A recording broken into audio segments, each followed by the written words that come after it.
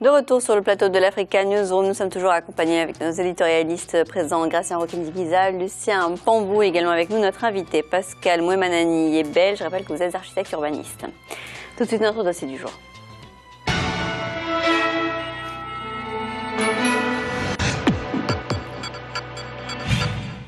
Le processus de décentralisation au Cameroun a été initié en 1996. Inscrit dans la Constitution, le processus n'a pas encore été terminé. Nous nous sommes rendus à Limbé, chef-lieu du département du Fako dans le sud-ouest du pays, où les municipalités regrettent que certains ministères n'ont pas encore transféré certaines de leurs compétences. Reportage de notre correspondant au Cameroun, Narcisse Ndoubé. Limbé, chef-lieu du département du Fako dans la région du sud-ouest, est une unité administrative stratégique au Cameroun. C'est ici en effet qu'on retrouve l'essentiel de la production pétrolière du pays.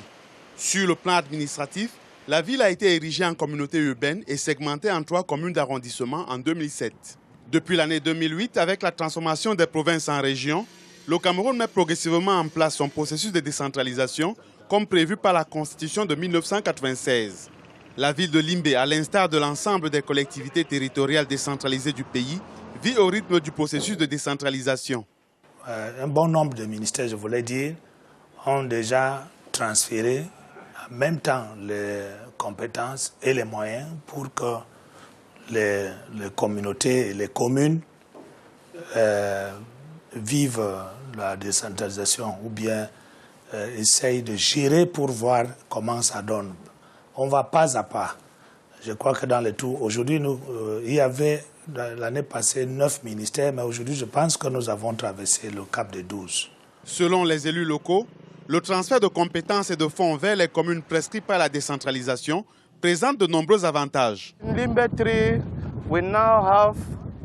Aujourd'hui, à Limbé 3, nous avons des écoles primaires dans toutes les zones ainsi qu'un nouveau lycée, fruit du processus de décentralisation. Et au moment où je vous parle, la route est en train d'être aménagée, donc merci au processus de décentralisation. Si vous donniez 200 000 francs à une école et à présent vous avez 16 millions pour construire une salle de classe, vous voyez la différence. En plus, nous avons maintenant des modèles standards pour les salles de classe sur l'ensemble du pays. Avant, chacun construisait ce qu'il voulait, mais grâce à la décentralisation, nous avons des normes pour les salles de classe. Il y a des normes pour les projets d'adduction d'eau potable. Comme prévu par les textes en vigueur, le processus de décentralisation ouvre également la voie à différents types de coopération avec l'extérieur. À la commune de Limbé 2, un partenariat avec une ONG canadienne a abouti à la construction de 400 logements sociaux sur une période de 5 ans. Des Canadiens à la recherche de parcelles pour la construction de logements sociaux nous ont approchés. Sans perdre de temps, nous sommes passés à la signature des documents. Nous leur avons fourni le terrain. Nous nous sommes chargés du suivi du dossier à Yaoundé. Et aujourd'hui, ils construisent leurs logements sociaux. Ici à Limbé, 16 ministères sur les 37 qui composent le gouvernement camerounais ont déjà transféré leurs compétences aux collectivités territoriales décentralisées. Insuffisant pour les élus locaux pour un développement harmonieux. Nous ne pouvons pas exploiter notre potentiel touristique. Nous ne pouvons pas développer nos plages par manque de ressources. À mon avis, si nous recevons un appui quelconque du ministère du Tourisme, nous pourrons faire quelque chose. Bien que certains ministères aient répondu à l'obligation de transfert de compétences en déléguant certains pouvoirs aux communautés urbaines, les élus locaux dénoncent une volonté du pouvoir central de garder le contrôle des opérations. Quand ils envoient les fonds, ils vous indiquent également où construire l'école. Nous, les maires, nous pensons qu'ils doivent juste envoyer les fonds et nous demander de construire une école. Et à nous de voir au sein de nos municipalités où est-ce que le besoin est plus pressant. Certains ministères disent avoir décentralisé, mais ils initient des projets sans en informer le maire. Les projets sont attribués dans la capitale. Quand on parle de décentralisation, je pense qu'il faut se rapprocher davantage des populations. Du côté des habitants de la ville de Limbé, la mise en place du processus de décentralisation est diversement ressentie.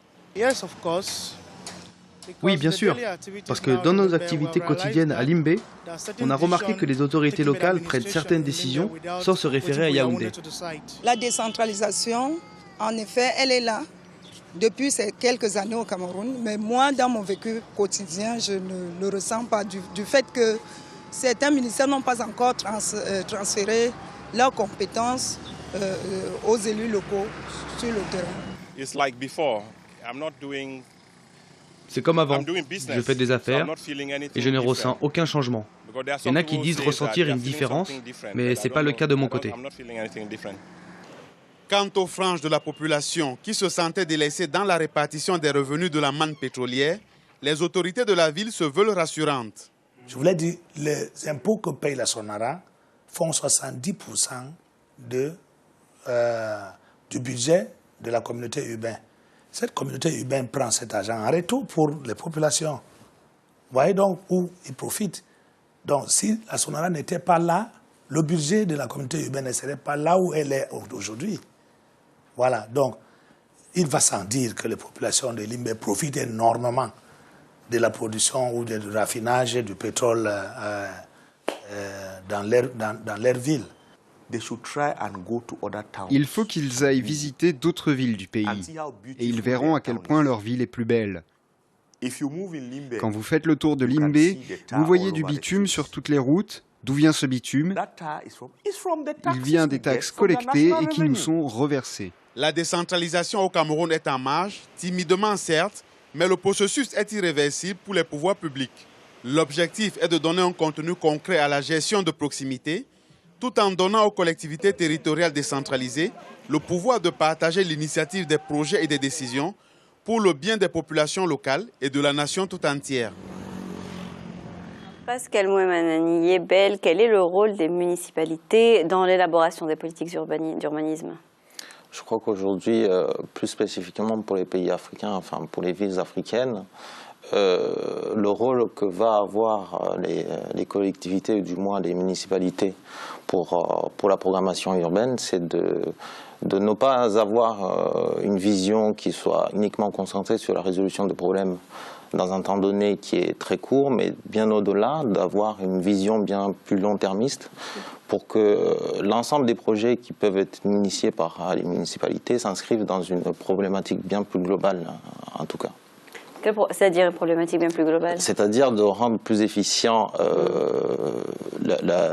disons, le système économique inévitablement, mais en même temps de... C'est-à-dire les collectes des taxes, etc. Voilà, la collecte des taxes évidemment, mais en même temps une meilleure utilisation des fonds extérieurs. On avait l'exemple là des Canadiens qui viennent pour investir dans la ville à Limbé.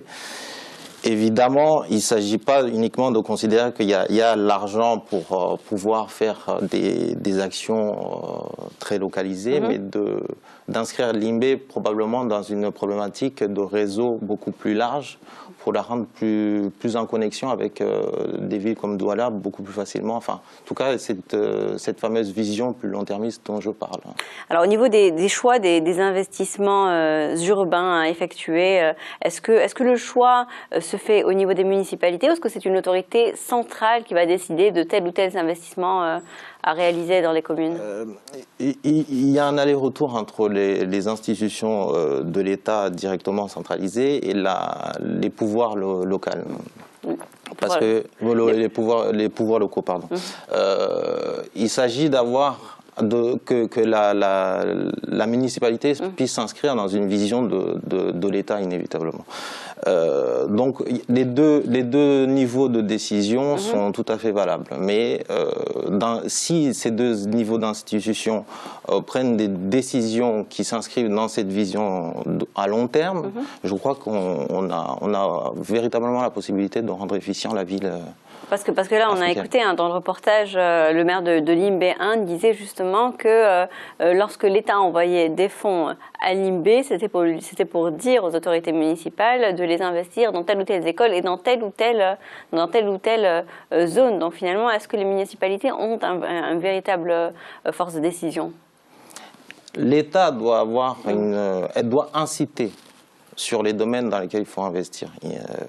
Mais par contre, la municipalité, elle a tout à fait la liberté aussi de choisir d'autres domaines dans lesquels elle peut investir. C'est vrai que la complexité, c'est que si l'État octroie des fonds, elle aura toujours tendance à dicter la manière dont ces fonds-là doivent être utilisés.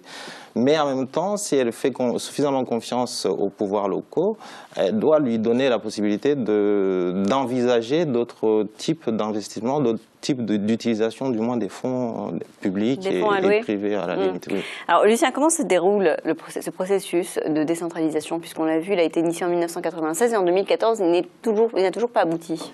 Normalement, Khadija, dans tout processus de décentralisation, c'est à la fois un problème politique et juridico-administratif, c'est-à-dire que l'autorité centrale reconnaît aux autorités infra-étatiques, c'est-à-dire collectivités territoriales ou municipales, la capacité, en fait, de gérer selon leur politique, à la fois les compétences, l'aménagement, l'urbanisation des villes et la collecte des fonds.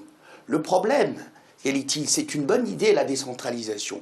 Moi, j'aurais plutôt aimé que l'on parlât de déconcentration, parce que dans la déconcentration, en effet, et ça se voit... Quelle est la différence entre vos deux? La déconcentration, la décentralisation, les pouvoirs locaux, bien entendu, gèrent les compétences, les fonds, lèvent les fonds. Dans la déconcentration, on délègue les compétences, mais l'État continue d'envoyer les fonds. Vous voyez? Donc, l'État est dans une approche de déconcentration plutôt que de décentralisation. Alors, là où le bas blesse, c'est à la fois le problème de, comme diraient les Suisses, de la votation des ressources, bien entendu. Il faut une dotation globale de financement que l'État central doit lever pour financer les municipalités. Le problème, c'est qu'en le faisant, l'État central a l'impression de perdre complètement son autorité. Le dossier est relativement clair, c'est-à-dire que l'État veut bien donner de l'argent, mais en indiquant les lieux où cet argent doit être investi. Donc il y a un premier problème. Un deuxième problème, et qui est un problème constitutionnel, est-ce que les collectivités locales peuvent profiter des taxes qu'elles lèvent? Normalement, oui, taxes locales. Alors, il faudrait revoir le système, effectivement, d'imposition sur la fiscalité locale, taxes d'habitation. Bon, est-ce que, là, arbitrer entre les taxes locales et les taxes au niveau national? Donc, ça pose un autre problème. Et enfin, un problème qui est relativement important, c'est comment se fait le partage des responsabilités entre, effectivement, l'État central et, j'allais dire, les municipalités locales. C'est un problème de culture, c'est un problème d'apprentissage. Là encore, on voit très bien que c'est une bonne idée regardez le pays dans lequel nous vivons. La décentralisation a du mal à se faire. Mais c'est une idée qui a été piquée d'ici, qui a été piquée dans la Constitution française et qui a été appliquée dans les pays francophones surtout, en disant ça donne de l'air, ça donne de la respiration. Cet air, cette respiration entraîne des inconvénients, il n'y a qu'à écouter la population.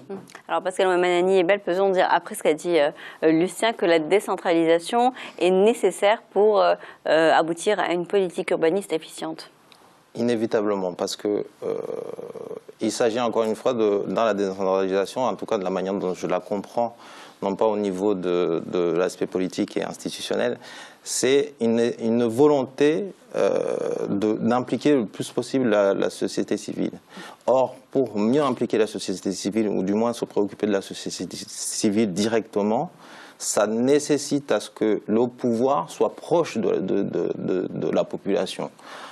S'il n'y a pas de décentralisation, le pouvoir ne sera pas proche de la population. Donc, la décentralisation permettra, en tout cas le processus de décentralisation va permettre à ce qu'on puisse s'approcher de la population pour décrypter au plus précis les nécessités pour programmer la ville, pour envisager la ville de demain. Alors Gratien, comment expliquer le fait que certains ministères n'aient toujours pas transféré leurs compétences aux autorités locales?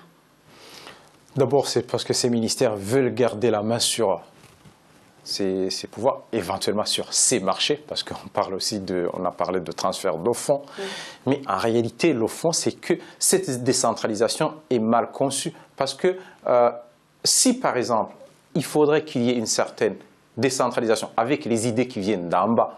Chaque pays doit avoir en principe un plan quinquennal de développement. Oui. On sait bien où on va dans 15 ans, 5 ans, 10 ans avec ce plan quinquennal. Et là, ça fait tout de même presque 20 ans que ça a été initié. Ça fait 20 ans, mais le problème, c'est qu'on ne sait pas exactement, chaque commune, chaque mairie ne sait pas où exactement, qu'est-ce qu'elle doit faire. Il faut que le développement d'une commune soit harmonisé au niveau national. Ça ne sert à rien de construire des routes asphaltées dans une petite ville, alors qu'à côté, il n'y a pas de ville, il n'y a pas de route, la ville d'à côté, ou un système de santé bien développé. C'est harmonisé au niveau national. Après, on s'entend au niveau région, mairie. Quels sont les fonds à utiliser? Est-ce qu'on utilise des taxes collectées localement pour accomplir des missions qui vont dans le sens d'un plan qui a été défini? Le plan est défini nationalement. Les ministères peuvent détenir toujours le regard, le contrôle, mais en laissant les régions ou les mairies décentralisées la façon d'accomplir.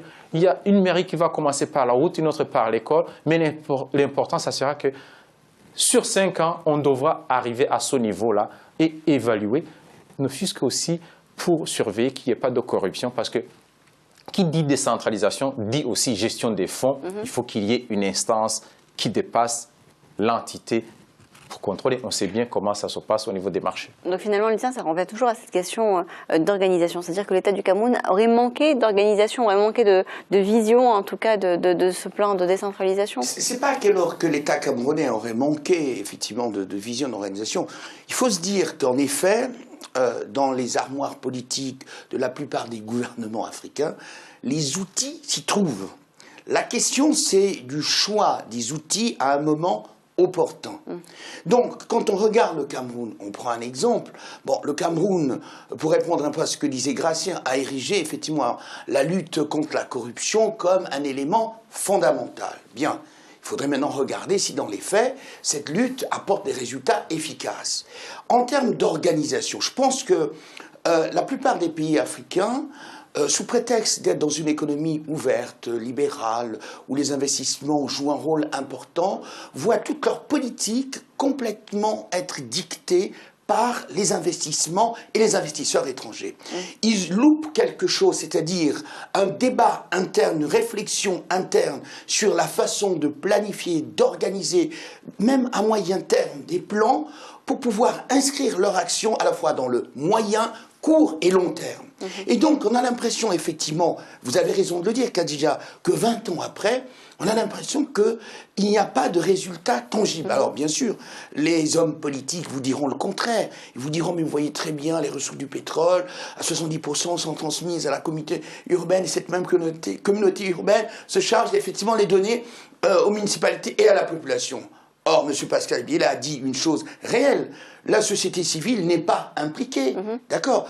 Essayons d'avoir des modèles de raisonnement en Afrique qui ne tiennent pas toujours compte de ce que l'Europe et la France enseignent. On peut partir de ces modèles-là et trouver des modèles originaux. Or, malheureusement, la plupart des pays africains francophones restent la tête sur le guidon, l'œil fixé sur ce qui se fait ici, alors qu'on voit bien que ce qui se fait ici, ça saurait quelquefois débouche sur des résultats négatifs. Et dans quelle mesure, Pascal Ouemanani-Ebel, la société civile pourrait aider à ce processus de décentralisation? Déjà, elle aurait l'occasion, en tant soit peu, d'exprimer ses désirata, ses désirs du moins. Et à partir de là, effectivement, le politique pourrait mieux se préoccuper, ou en tout cas de mieux répondre aux attentes. Et en plus de cela, je crois très personnellement que le fait de considérer le capital humain comme une ressource particulière et à part entière qui doit s'inscrire évidemment dans une problématique beaucoup plus globale sur l'aspect économique parce que c'est le nerf de la guerre au final. Je crois que là précisément le fait d'impliquer cette société civile va permettre de rendre les choses beaucoup plus efficaces. Mais dans quelle mesure est-ce que cette société civile pourrait participer notamment à l'élaboration de différentes politiques d'urbanisme? Ce qu'on fait en tant qu'urbaniste, dès lors qu'on nous pose la question sur la programmation de la ville, c'est d'interroger la société civile. Il s'agira d'organiser de manière locale des débats, des lieux de discussion tout à fait démocratique pour que cette société-là puisse un tant soit peu s'exprimer sur ce qu'elle désire pour que la ville fonctionne. Est-ce que ce serait également lui donner une voix au niveau des conseils municipaux ? Après, on parle d'une question de liberté. L'engagement politique des personnalités émanant de la société civile, elle est tout à fait libre, encore libre. Maintenant, on se trouve à une difficulté, on en parlait tout à l'heure, sur l'organisation de la politique, que ce soit au niveau local ou au niveau national. C'est une organisation qui est, entre guillemets, familiale, clanique. Donc, c'est vrai que là, je me pose encore la question si la société civile trouvera une voie comment dire, pour exprimer ses idées au travers un engagement politique. Je crois, moi, personnellement, que l'engagement politique, c'est très important pour ceux qui sont liés à la question politique, mais l'engagement d'expression citoyenne, elle est encore plus importante. Parce que c'est là où émanent véritablement, non seulement les idées, mais en plus de ça, le politique aura la capacité d'avoir ces idées nécessaires sur la résolution de choses concrètes. Voilà. Je vais rappeler les principaux titres de l'actualité continentale à retenir. Après avoir effectué une visite aux États-Unis, le président de Madagascar a entamé une tournée en Europe. Il est actuellement en France pour assurer les investisseurs et les bailleurs de fonds internationaux. Rien ne va plus en Afrique du Sud après la publication du rapport de la médiatrice de la République qui épingle le président Jacob Zuma. L'opposition sud-africaine a officiellement porté plainte pour corruption auprès du commissariat de Nkandla et l'ANC. Le parti du président Jacob Zuma a de son côté porté plainte pour diffamation contre l'opposition. Nouvelle pause dans l'Africa Newsroom à suivre le dossier de l'économie. Restez avec nous.